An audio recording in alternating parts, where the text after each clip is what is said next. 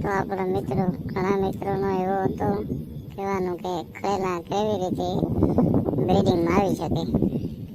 તો મિત્રો સૌથી પહેલાં આપણે ખોળ લેવાનું છે. ખોળમાં પછી આપણે માંડવીનું તેલ નાખવાનું.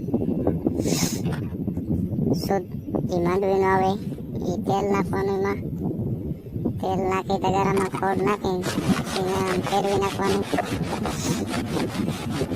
પછી 1 કલાક ફેરવીને પછી આપણે જે ખરેલું છે એ ખરેલાને આ રીતના તમે આપો એટલે એવું તમે 60 દિવસ એવું કરો એટલે 100% ખરેલું બ્રીડિંગમાં આવી જાય. આપણે અત્યારે આજે આને 12 દિવસ થયા છે. જો 12 દિવસમાં કેવું થઈ ગયું, 60 દિવસમાં કમ્પ્લેટ ગરમીમાં આવી જાય.